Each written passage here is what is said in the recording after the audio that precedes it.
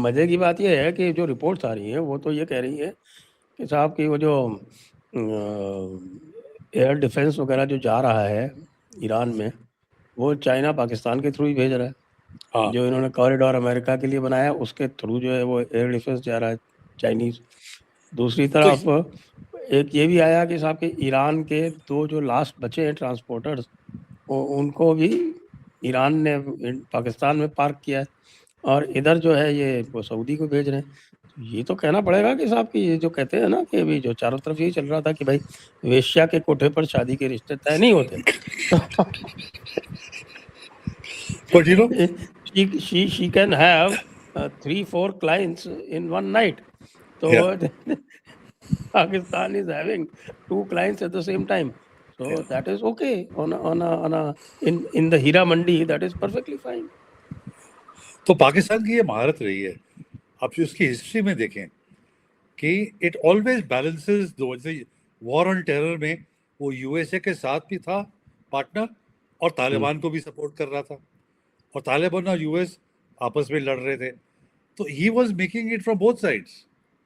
अभी भी ये फाइटर स्क्वाड्रन सऊदी अरेबिया भेजा हुआ है, और जो चाइनीज के वेपनरी हैं वो ईरान को सप्लाई कर रहा है, तो ईरान भी खुश, सऊदी भी खुश।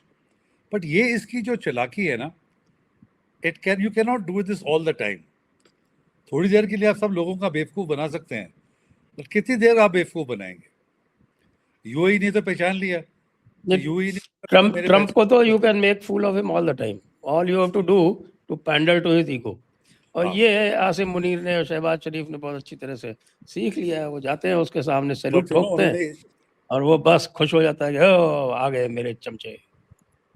वो इतनी बड़ी गलती उन्होंने की है।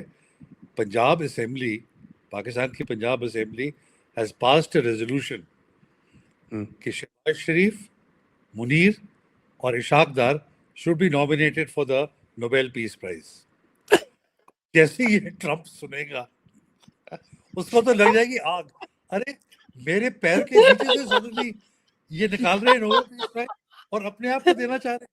तो Punjab assembly has literally introduced this resolution, और अपनी मेजॉरिटी है वो पास हो जाएगा।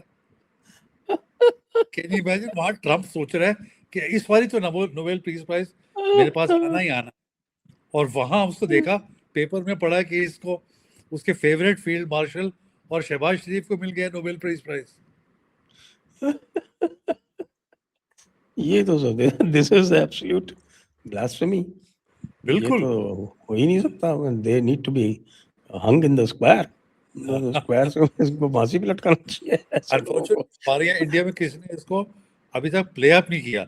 ये तो उसके कानों में पहुंच रही है बात। मैंने तो सुन लिया आपकी बात और मैं तुरंत ट्वीट टाइप कर रहा हूँ। नहीं, इसके पहले मैं आपको वो कटिंग भी भेज देता। I'll send you the link also, Punjab assembly का। So बिल्कुल, ये तो बिल्कुल माहिर है ना कि दोनों तरफ से खेलना। बट इसमें एक तो ने कर दिया, तो ये नोबेल पीस प्राइज की। दूसरा, आप जो ख्वाजा आसिफ है, you know, he can't keep himself from opening his mouth. अब वो इजराइल के पीछे पड़ गया। आपने वो देखा ही होगा उसका जो इंटरव्यू में उसने कहा था, उसने डिलीट कर दिया लेकिन बाद में। हाँ, but damage is done because the Israel foreign minister said you are calling for our annihilation. हमें कैंसरस बीइंग बता के, मतलब कैंसर को तो डिस्ट्रॉय करते हैं ना, तो you want to destroy Israel.